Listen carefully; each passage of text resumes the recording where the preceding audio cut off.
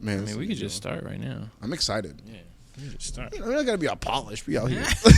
Everyone wants to be all perfect and stuff, and bro. like, you know. I be trying to start these things like high production value. I mean, you got the proper lighting. You got you know what you're doing. Yeah. Well, I do like so. Some of my favorite things to film are interviews. Really? And I think that's why I got so passionate with the podcasting, because interviews you get to really learn about the subject. Mm-hmm. It's like an intimate thing. When I was Absolutely. a kid, I used to love watching like 60 Minutes with my mom and shit, and like they would interview. You too? Like, yeah, it was weird. Shout out to Kenzie. He brought us some. What is this called again? Soju. Yeah. Soju. It's an alcoholic beverage. So I'm gonna Pour it up. pour it up with my man Pete. This is long overdue, my good sir. I know, bro. I've been trying to keep Pete quiet for weeks because I'm like, Pete, we're getting on the podcast, bro. You can't be talking to me like right now. We've been avoiding each other for the last. Yo, cheers to making Cheers, this happen. bro. Thank you for coming on, man. Yo, thank you for having me. I'm supposed to sip. I'm sipping it, bro. Well, this is good. But yeah, man, I love doing interviews for that aspect, like telling somebody's story, and the podcasting is in a way kind of an outlet for me because I get to sit down and have a real conversation with people. Absolutely. Because like nowadays it doesn't happen anymore. Nowadays everybody communicates with the phone and through messages and texting and all that bullshit, and I feel like it's super disconnected. Right. And when I did my first podcast, it was with this photographer called Uncle Judd. He's like an OG. I'm here. familiar. Okay, all right. It really opened up a lot of things. Of course. But all right, we kind of just started rolling the ball. But real quick, why don't you tell people who you are and what you do? Cool. Hey, what's going on, everybody? My name's Peter Stupard, Pete, as everybody else knows me down here.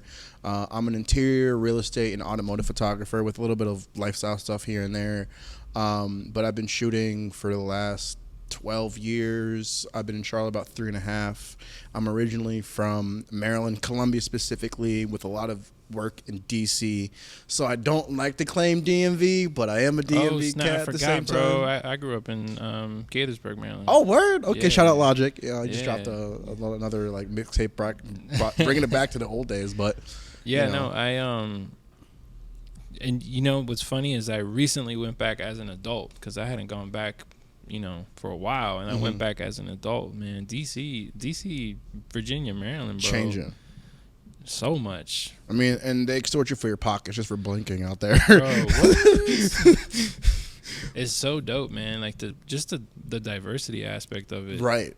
Like it shocked me, bro. Man, and I'm glad that we started on this topic is because, being from that area where there is no minority or majority, everybody is everybody, right? Like I was literally on the phone with one of my friends earlier today or yesterday, matter of fact, and talking about like one of my older brothers, might as well be my older brother, Guyanese dude. I got my Indian friends, my Egyptian friends, and we're all hanging out together and we're just cracking jokes, having a good time. And coming down here, it's a vast difference than that. And I feel like the South, Charlotte is progressing in the right direction.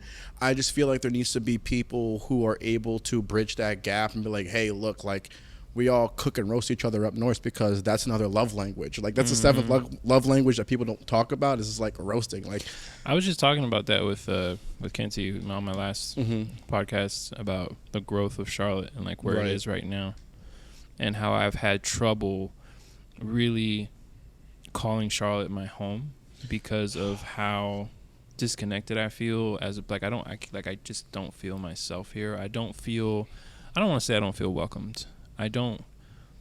Sometimes I don't feel like I fit in because of the other metropolitan areas that I'm used to.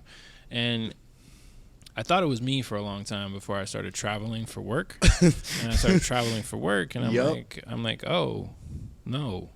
It's just not that, Charlotte's a little bit behind. But I have a huge appreciation for it now because let's be real, it's gotten me to where I am now. I have really, really dope clients. I've met some really awesome people here, some really good friends. You know, 90% of my clientele base has come from here. Right. And 90% of that, out of that 90%, they've referred me to out-of-state clients. You know what I'm saying? So it's like, it's been great. But I always felt that there was just like a disconnection. And when I started traveling and started seeing like how diverse like it is in DC and New York and in Miami and like all these bigger cities, you know, it kind of made me think. And it you know, it depressed me to the point where I wanted to move, and I was going to move. And you feel like you want to say something? Go ahead and spit it out. No. I mean, I'm just relating to you so much. And just for reference, I'm not shitting on Charlotte. I love Charlotte. I love North Carolina in general. One of my favorite places to go to is Asheville, North Carolina. But as me as a person and as a creative, and like just the, you know, the way I grew up and stuff like that, you know, I've always felt a disconnect, and I didn't know why until I started moving around and found like what my purpose was, and going to these places because of my purpose. Does that make sense? Makes complete sense, and I can relate to you on that on so many different ways, because again too, just to kind of give my background, you know, my dad's Haitian, my mom's French, and just being around those two cultures and being around something like that, I feel the same way too, right? Where, you know, I travel a majority for work as well. And when I go to somewhere like Miami or New York or come back home to DC, it's like I'm home, but I'm also got to go somewhere else to do it, to be inspired. And the reason why, again, the way that you feel about Charlotte, I'm the same way, or I feel it's irrelevant to you, what you're thinking, is yes, there's a long way to go, but I really think that Charlotte is a city for 2025 and beyond, because, you know, when I moved here in 2019, it wasn't what it is today. And I feel like there's so many opportunities, or too many opportunities, that I don't want to be somebody that's keep climbing just to kind of be whatever.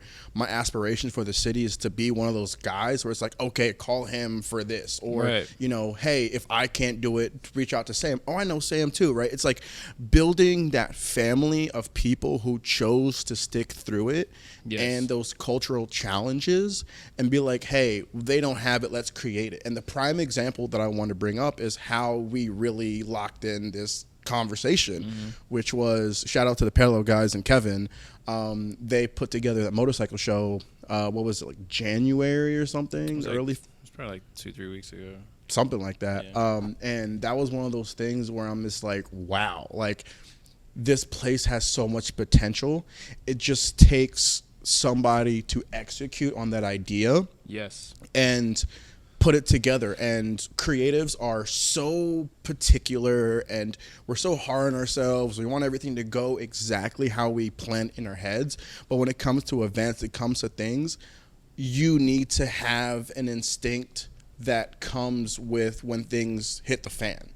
You know, when in doubt, thug it out, right? Because you never know what's going to happen. But going back to the main point of this, it's just like, there is culture coming in Charlotte. We just got to let people know where it's at.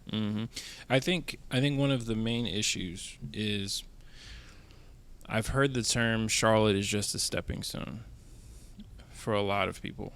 And what happens is, these people, they come here, they do what they do, and when they peak, they're like, all right, I'm out, and they leave. I don't know how it goes for them once they do leave, but I think that's the problem, is like when someone comes here and they realize it might not be for them, right? They go and search something that's better or more challenging or whatever. But the way I see it, and this is kind of why I stayed. So I was supposed to move to Florida last year, but I didn't. The reason why I stayed was because, to me, it's a bigger challenge to stay and build something. Correct. And I think about how much I've worked to get to where I'm at right now, and if I left, I'd be pissing all of that away just to make some money. So keep it real. Like I can go down to Miami, Fort Lauderdale, Tampa, and kill it financially. Absolutely. Because down there, like Florida in general moves so fast. Like all they care about is like really nice quality content to promote whatever it is they got going on and move on. And it keeps the cycle going. It's a revolving door. They don't care about telling a story, bro. They just want it to look good. Right. So if you find somebody that can do that on a consistent basis, it's money. That wasn't for me though. That's not for me. That's not who I am. Right. And it is. It's just more challenging to. It's a bigger task to take on, wanting to build something in not the most ideal place. And now look at it. It's finally. It's coming. It is. It's coming, and it's like I live in Noda, right? And Noda itself changed so much. Noda is changing, but with change comes opportunity. How long have you been here? 3.5 years. But in Noda, I moved in. Bro, Noda has changed. Like Noda used to be like the most.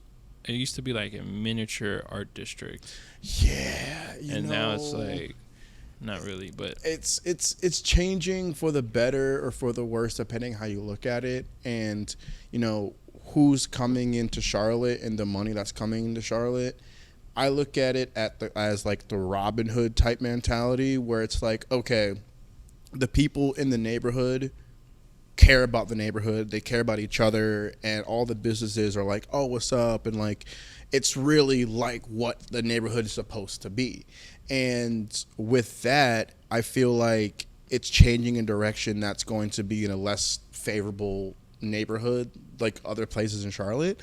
And what I'm actually proposing and actually working on is trying to find ways to maintain it. But talking about speed and talking about how things move so slowly here when it comes to a lot of different aspects. True. And being in Charlotte, it's just quick enough to where I like to tell people from up north that's coming down here, it's half the hustle. Half the space. I'm sorry about that. No, it's half the hustle, double the yield, right? Ooh. Where up in DC, you gotta in 30 seconds tell people who you are, what you do, how much it costs, and then yes or no, and you're out. Versus here, it's like working in real estate. I'm a real estate photographer and doing listings. It's 12 to 24 hours revolving door because they want to get that listing up and sold quicker, right? But if it takes another afternoon or you want to sleep on it, they're understanding about that. And so with the pace I'm used to, I'm able to slow down a little bit, be more strategic on who I work with, and also build those key relationships, because there's some times where when you're building this business and being a creative, especially being photographers, right? Or even videographers, you have to shoot and go back home and edit. And that editing time takes so much more, double, if not double and a half what it took for you to find that client, shoot that stuff, and then get back home. And your pace is all about the race, or the race is about the pace, in a sense of, I used to think that in order to be successful, you need to be a volume shooter, where I'm coming to realize that it's all about being valued by your clients and charging what your value is. And in the case of this city, I feel like where social media is heading and where the mindset is heading from, the corporate mindset, is that they're trying to translate creativity into conversions, right? Like creativity, the reason why people are on social media in the beginning, everyone posts that first flower back in 2012 in high school, wherever you were, but like now it's turned into just like a billboard that people are always looking at. And what I'm trying to bring back is just shooting to shoot, and showing, key, shooting just to shoot. It's key to find a balance. I had a really, really great podcast with Matt Moore, Puck McGruff. Good old Matt. Yeah, and he was saying how, you have your projects to pay the bills, and then you have your what he calls legacy projects.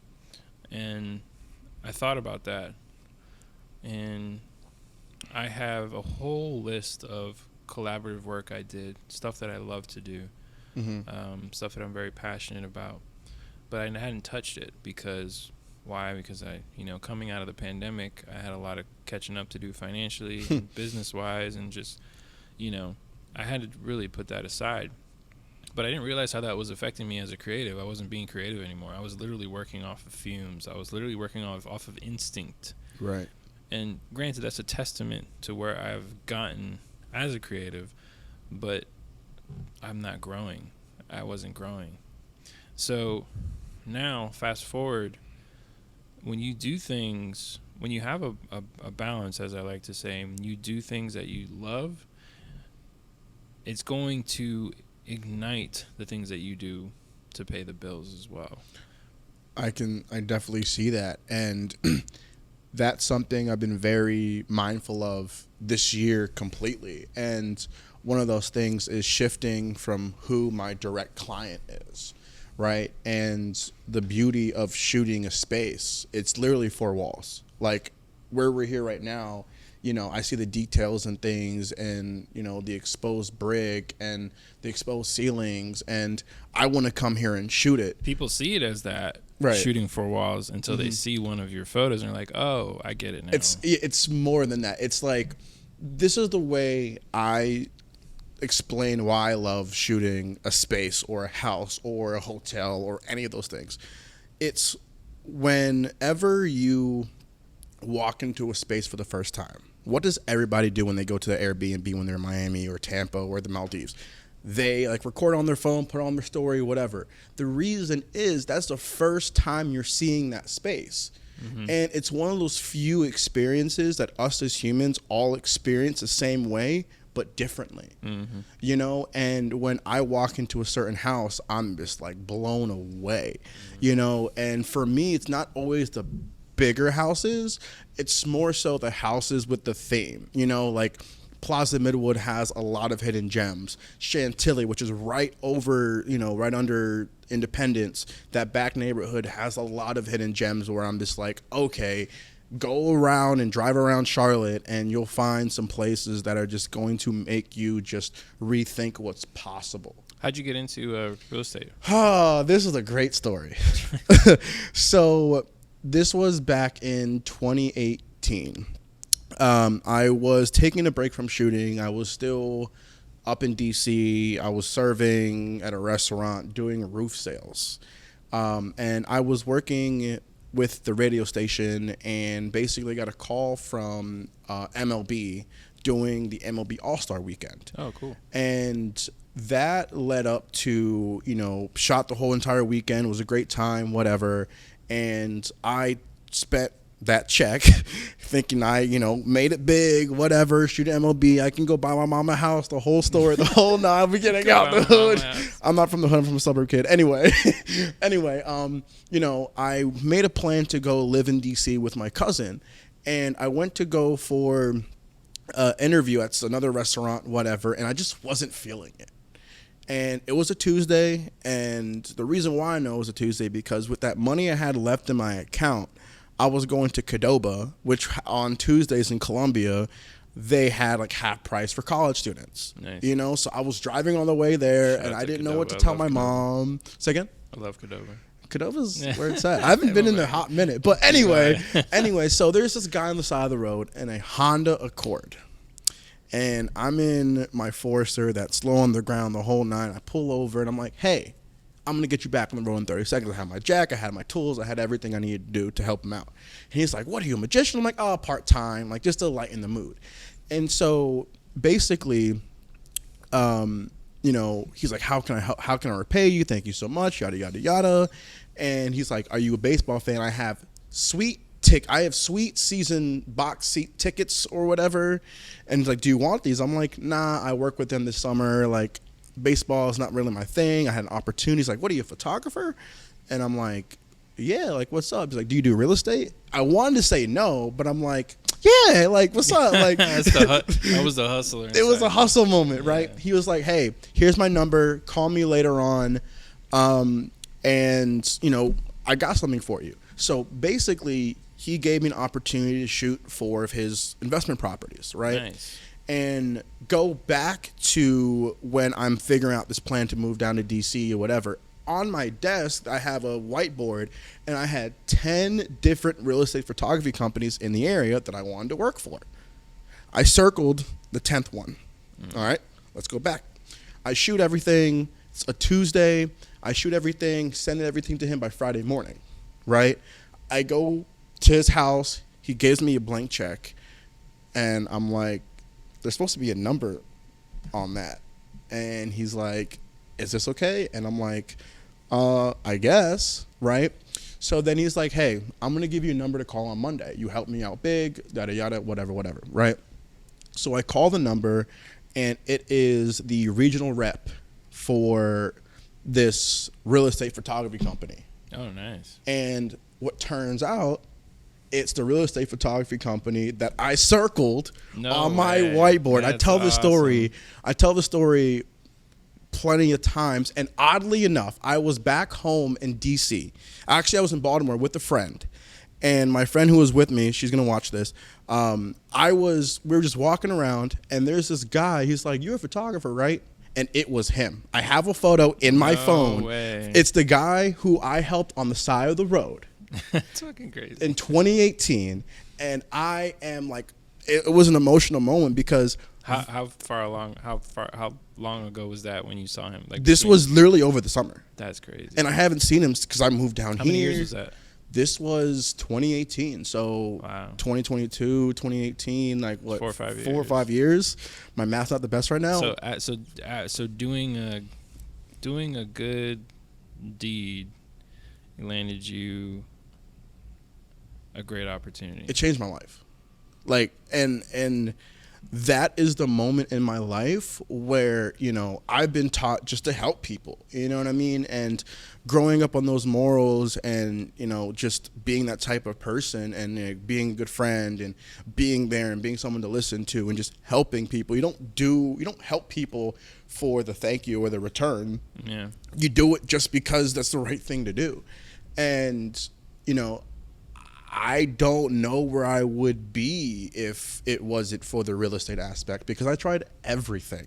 I shot clubs, I did music festivals, I did concerts. You just named off 3 of the things that don't pay. Exactly. And it was cool at the time, but it's just like, you know, I'm not really into that type of world. You know, I'm into more genuine types of industries and people who want you to be around you for who you are, not to get to someone else. But those industries that you did name off, so, I mean, I talk a lot of shit about the nightlife industry in general as far as how they treat their creators. But the thing is, man, like, if you're starting out, that's great to get into. Oh, absolutely. Because if you're good, people are going to see it, mm-hmm. and you're going to put a name out there for yourself. Absolutely. In some way, shape, or form. But I've always had this love and hate for industries like that. Because now that I am running a legitimate business and I have legitimate clients, mm-hmm. I see how they were technically taking advantage of me. And it's, you know, I don't hold any animosity or anything like that to it, but it's like now when people hit me up to go do any nightlife gigs, you know, I don't cringe. I'm just like, it's triggering, bro. It's triggering. And then I send them like my actual rates now, and they're like, mm-hmm. oh, like I've heard all sorts of shit. Sam thinks he's crazy for charging what he charges. Bro, I charge what I charge. You know your value. I know. Not only that, but I charge what I charge because I have worked my ass off to get to where I'm at. Mm-hmm. I have the experience. There's a reason why you want to work with me, right? There's a reason why you want that Porsche. There's a reason why you want them Jordans. There's a reason why right. There's reasons. It's value to you. There's a reason why you want to hire someone, and it's because of whatever it is they're offering. And the way I see it is, if you're wanting to hire me, it's because you see value and what I can do for you Bring or to the table. your business. So when I hear, Sam's crazy for charging what he's charging. No, I'm not crazy, man. This is what was happening, bro. I didn't know it, but I was getting in higher demand, right? Mm-hmm. But the reason I was in such high demand is because I was charging nothing. And I was working myself to death. And it started making me hate what I do, like to the core. And thankfully I have the right people in my life to kind of coach me, and I hired a mentor, this commercial photographer out in Wilmington. Shout out to his name is also Kevin. How many Kevins do you know? I know like 6 or 7. Yo, anyway. But this mentor, yes. His name is Kevin. I'm gonna look it up right now because mentors are huge, dude. I'm going to plug him up. Kevin. So his page is Kevin Titus Photo. Kevin Titus. Kevin Titus. He is a commercial photographer and business coach. That's when amazing. I met with him, by the end of that conversation, when I hung up that virtual meeting, I started to cry. I started to bawl out. Not out of sadness or anything like that. It was out of pain. Because what he told me was basically this: Sam, you're not able to scale your business because you are offering your services to people or clients that don't appreciate you. Period. And you are giving your life, heart, and soul to your work, and you're not feeling the fruits of your labor back. You're not feeling that appreciation from your clients. He's like, you're pitching to the Instagram crowd, and most of the Instagram crowd has nothing to offer you financially. And that conversation, there's a lot more he said, but shout out to Kevin. Kevin literally changed my career and changed my life. But that conversation really hit home to me.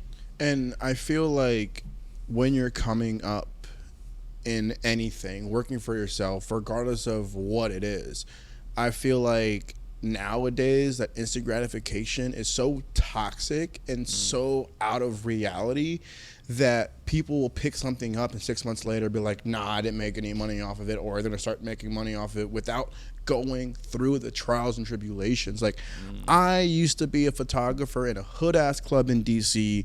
where it's very infamous. So back in like 2016, they put up a flyer for MLK Day with MLK dabbing. And it was something where I'm just like, I joke about with a couple of friends. That's what we call the 2-star club. Yeah. And but again too, right? Like, I met a lot of people through that, and I learned the DC way of business, which isn't necessarily the most proper way to do things, but it is what it is. And I'm down here because I like to do things and bring people up together with me, not just, hey, I'm going to do it for less than you or whatever. But regardless of that, like, this isn't a joke, right? Like, what we do isn't for fun, right? I was literally having a conversation with my sister a couple weeks back talking about I'm one-dimensional and all I do is talk about work. It's like, I understand what you're saying, but this has been 3 years of building something from nothing. I didn't know a single person when I moved to Charlotte. You know what that means? What's that? That means that you're obsessed. I'm obsessed with this. And you have to be. You have to be. I don't know if it was. I forget which celebrity said it, but it was somebody who I look up to. But he said that you have to be you have to be crazy. You have to be obsessed. Absolutely. To Michael Jordan, for example, Mm-hmm. he was obsessed with competition, with winning, to the point where people didn't even want to be around him. And circling back to all that nightlife stuff, like that I will never take that back. Never. Like, if I had to go through all that again, I would. Why? Because that is what made me who I really am today. Yeah, I'll shoot your party for $70. Yeah, I'll make you a video for $200. And then you're shooting for 2-3 hours till 3 a.m, and then you wake up the next day and you have to edit for 8 hours straight. And they want a quick edit. Like, all that shit, I'm happy I did that because it taught me so much and it implemented so much of what I do now. Character building. That's literally what it is. And it's just like people are so scared to fail. There's no such thing as failure if you learn from a mistake. Yeah. You know, I can't wait to fail, you know, and I'm in another period of my next 10,000 hours, right? So going from the real estate world and doing listings to getting to interior design, that's kind of where I'm at in terms of like the skill set where I believe my value is. But the next hill I have to climb is going to the architectural world. And my, sorry, I'm blanking on it. My mentor, Sterling Stevens, I got it with him last night. You know, he is one of 6 black architectural photographers in the industry. Wow. And he talked to me about his struggles, and he grew up in South Carolina, but he's from Jersey, and all these different stories and struggles. And, you know, it's something that I have to really think about when I'm in a room, you know? There's a question I have for you. What's that? Transitioning to the South and doing what you do and being a person of color. Right. Have you found any challenges with that? Because, well, I'm not going to say why, but what's your take on that? My take on coming from up north down south is I feel like there's certain people who have no touch with reality of what it's like to be someone like myself. And I'm biracial, you know what I mean? My dad's black, mom's white. And there's always been this... But they don't see that. They don't see that. They think I'm Dominican half the time. Damn, bro. No, I know. No, B, but no, listen. Dominican barbers, shout out to all y'all Dominican somebody barbers. Somebody told me once the Dominican is just a black person that speaks Spanish. Exactly. I mean, we all landed on the same That's not island. True, but no, I'm just playing. I mean, I'm just saying the difference between Haitians and Dominicans is Haitians said no. But anyway. I asked that. I'm sorry, go ahead and finish. Sorry, I didn't mean to make a joke of that. Ahead, but no, like the challenges I face isn't necessarily in my face where it's like, you know, pointing at you and kind of doing that. It's the closet ignorance or the, oh, you're so well spoken, right? I had that happen to me once early on. What the fuck is that supposed to mean? Bro, You're so well spoken. You're so well spoken. What do you think I'm supposed to sound like? You know what I mean? Or like they're not expecting me because I talk how I talk on the phone, right? And then I'll show up, and I don't ever show up to a house with my camera because I want to walk the space and kind of feel it and feel the homeowner as well. And a lady was like, "Oh, I'm so sorry. I just didn't expect you to show up on my house." Yeah. And what did you say to that? You know, I took a deep breath, and I looked at her, and I said, "Oh, I must have the wrong house." Nice. And good move. I went back to the car. I called the client and I said, "Here's what happened." And I said, "Unfortunately, I can't recommend anybody else to shoot this house. And I'm going to send you an invoice. And whether you choose to pay it or not, it's on you." But he paid it and he understood. Damn. And it's one of those things where I don't necessarily talk about it too much. I've talked about that specific situation just to bring light to the story and bring light to what can happen. But again, like I feel very uncomfortable in certain rooms, but I gotta get comfortable being uncomfortable. You know what I'm saying? Like Matt said on another episode here, you know, it's like I could either use that and play victim or take care of my pockets. And I'm all about taking care of my pockets and bringing people into the right rooms. Your pockets and your legacy, bro. Right. Yeah. And it's just like I don't want to be that guy that pulls the card all the time, but at the same time too, when something happens, I choose to handle it in an educated manner to even show light to why what you said, you're so well spoken, is not just so derogatory, but like can be seen in negative light. Because you wouldn't say it to anybody else, but why are you saying it to me? I asked that because when I started getting into commercial work, I started noticing here, I started noticing it was very dominant to a certain crowd of people. It represents the city, what it used to be. What it used to be. And it was very discouraging to me because I used to think that, you know, I was just gonna have to quote unquote stay in my lane. It is kind of hard to talk about these things, but I think it's important because a lot of people don't realize that this stuff it's still very relevant. It's forever going to be relevant. Yeah. And it was just very discouraging. So, you know, whenever I see, you know, people say support your black photographer or support black owned business and stuff like that, like, you know, people can take that the wrong way, but like, you know, I'm not black, but because of this color of my skin, that's what people consider me sometimes without knowing who I am. And, you know, if I walk into the wrong place, people look at me. Even here in Charlotte, North Carolina, like, I love coffee. And I love visiting different coffee shops, right? Now, you go to a coffee shop in D.C. or New York, wherever the fuck, it's a bunch of different people. Nobody looks at you. Nobody cares. Nobody cares what you're dressed like. No one cares. But here, they'll look at you. They'll look at what you're dressed. I mean, I think it's how you're dressed right now. You know, you hey look man, at, you know. Hey man, guy with the style. They used to bearded up and a fade. You know, walking with that swag. You know, and it's just.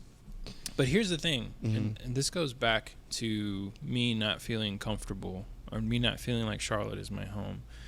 It's because before I started traveling for work, I didn't really notice that. When I started traveling for work, I started noticing nobody's looking at me. And I'm like, why am I even thinking that? Why am I even talking about that? Nobody's looking at me. What the fuck? Right. Then I came back, and I started noticing that. I would walk into certain places, people would look at me, and there's not too much of that now, but it's still here. It still is. Yeah. So I always wonder, like, what it truly means to be a person of color or a minority or whatever you want, because it's not just black people, you know what I'm saying? But like, I always wonder, like, what kind of challenges do you have to go through? Well, let me ask you this question about the looks, right? So, do you know the difference between a look of intriguement and a look of disgust? It's a very good question. So the reason why I bring this up is going back to how I was raised, right? I see my mom as my mom. I see my dad as my dad. And we traveled a bunch. Like, by the time I was 21, I've been to like 35 states and like 15 countries, you know? And, you know, what my parents were very adamant about telling me as I was getting older is that we're going to get looked at. We're not normal to society, right? And they're like, hey, people are going to look. And it's all about how you react to it. Some people are intrigued, some people are disgusted. And they pointed out which was disgusting and which one is intriguement, right? And one of those places was in the part of Virginia that is not affiliated with any part of, like, there's not part of Novo, or it's off 81 out in the cut. Yeah. And we were in some diner, and all four of us walked in. There wasn't a dry eye in that room, and we didn't get served. Like, didn't get served at all. And we got up and left. And my dad, that was one of those moments that I vividly remember. It was at UVA Wise, if anybody knows where that is. But part of that look, it's something where people just do a double take because, again, they're just not used to it. Or it's like, what you doing in here, right? And it's because they might not know, they're not used to it, you know? And it's the same thing on the other side of the fence, right? Where, let's say you're in a place in D.C. or New York or whatever the case is that's a predominantly black neighborhood or anything else like that, and a white dude walks in, same look. It's like, what are you doing here? Yeah. And I'm the type of person, not to take away from any of this, it's like I don't really look into it that deeply.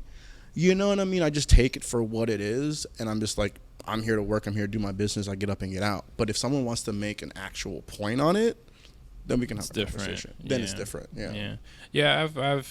This was, you know, like I have more of a like I don't give a fuck thing now. Like, right. You can't. Like, You can't I really. I literally don't. I just don't care. Like, Right.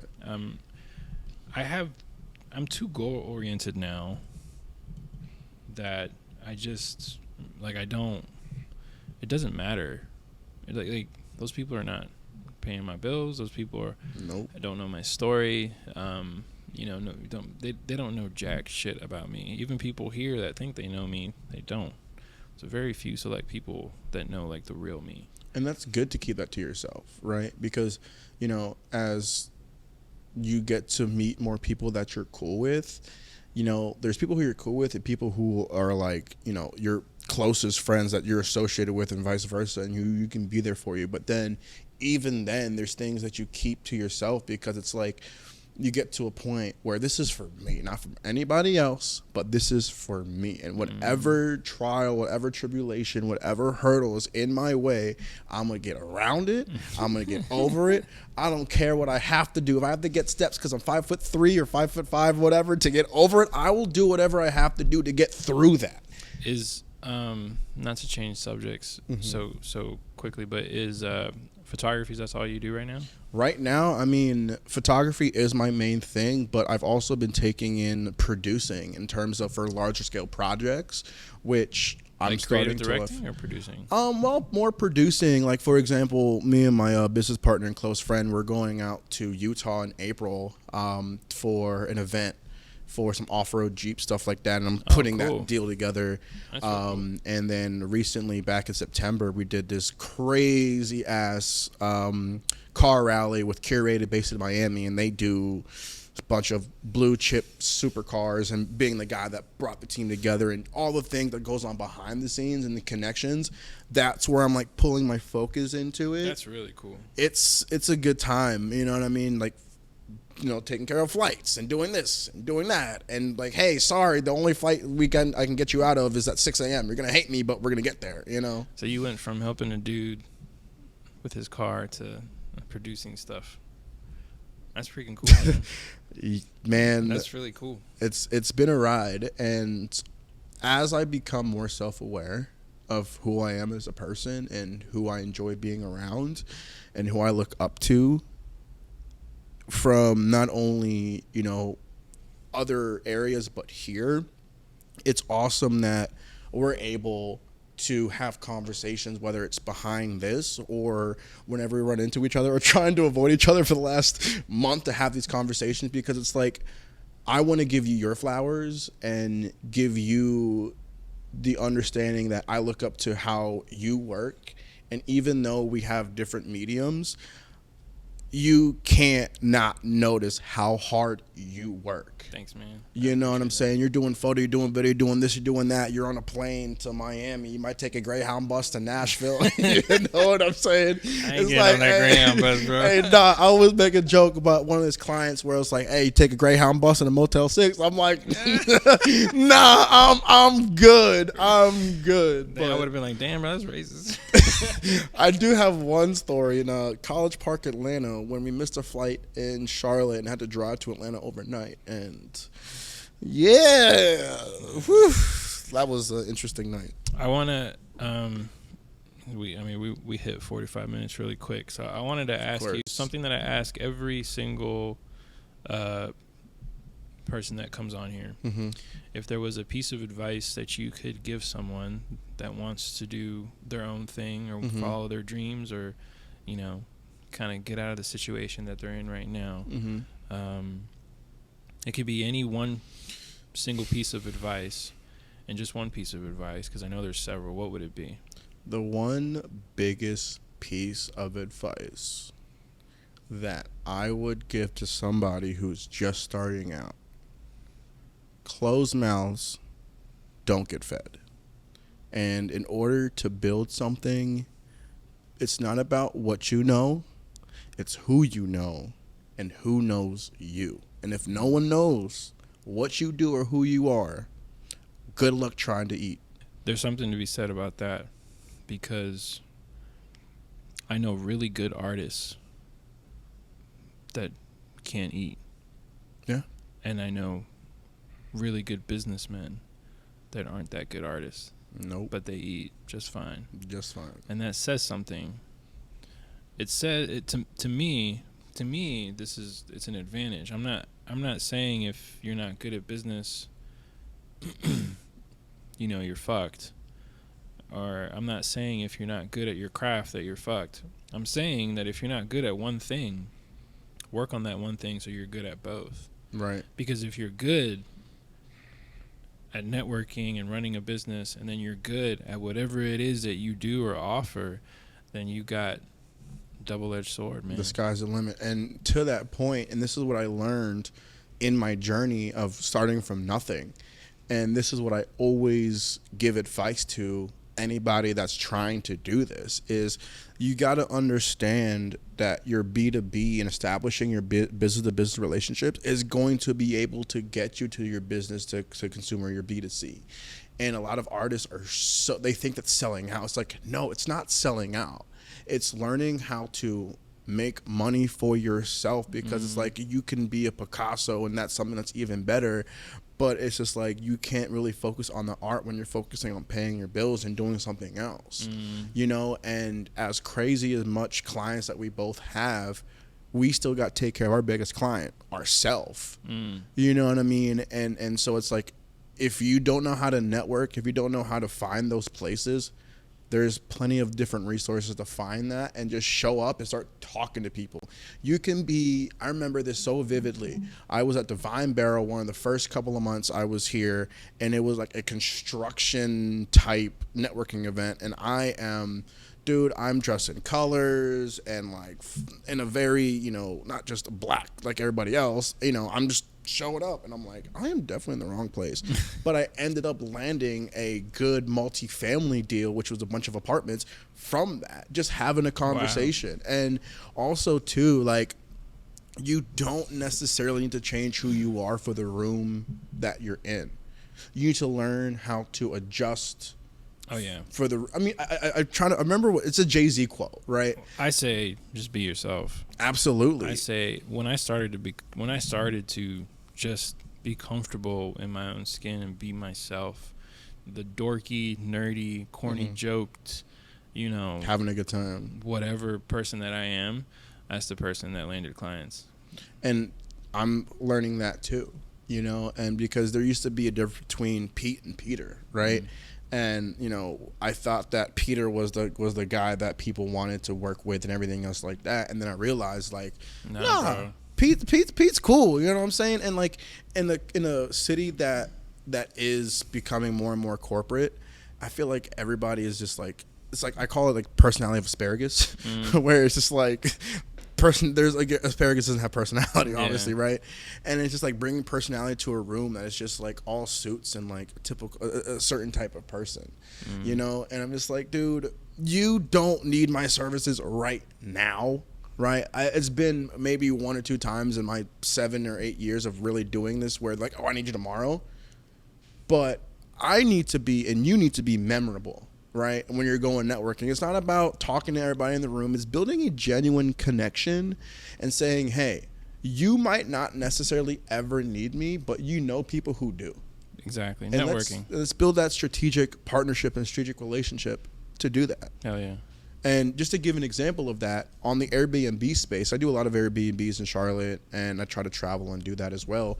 My biggest strategic partner are cleaners, because a lot of my Airbnb hosts, they're just getting into the game and they don't have vendors, they don't have partners. So I'm like, hey, I got a dope ass cleaner. She's cool as hell. She works with me, I work with her. There you go, boom, done. And then the cleaner is cleaning up an Airbnb for the first time or second time, and they're like, hey, do you know a photographer that can update my stuff because it's whack?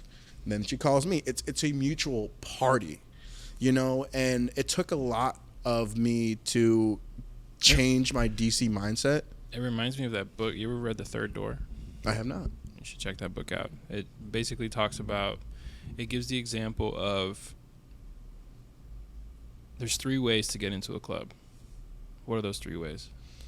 The front door, the back door, or by someone you know. Correct. So you have the front door, which is your general population. Then you have the VIP line, which is, a privileged line. Right. And then somebody who you know, and you get in through the back. And that is the way to land good networking and good clients. It's some of my biggest clients is because of people who I've known, and the word of mouth. And word of mouth is extremely powerful. It really is. So it's a testament to that. But we got to close out, bro. Tell people where they can find you. You can find me on Instagram at SpeedyPete356. For my real estate interior stuff, it's peter.stupard. And yeah, I was just strictly on Instagram. Word. Dude, thank you so much for coming. Man, we could talk for like 3 hours. Hey, thank you for having me. I'm so glad that I'm able to find time. We're able to sit down and be in the same city at the same time. We're going to have to do it again, bro, because this wasn't enough time. But, no, it wasn't. But thank you for sharing so much insight, man. It's very valuable to creators like myself and to creators that are up and coming that don't really understand the importance of knowing the business side of things. It's not just about being a good artist or a good creative. It's also about knowing the business, and that's something that's taken me such a long time to learn. But you got it down pat, sir. So hey, thank you, bro. Hey, you know what? You know what? I'm ready for another one and kind of dive deeper into the business side of things, because I feel like when your product is subjective, and you have a lot of people critiquing it objectively, that can create a lot of mental stress, where everyone's eye and how they see things is differently. And I really want to spend time on that, because creatives and self-employment and employers, whatever you want to call it, have the highest rate of mental health issues that need to be addressed. And that's why I started this podcast. Right. Because it's not, I don't just invite creatives on here. It's, people with the same mindset in general. So other business owners, musicians, other artists,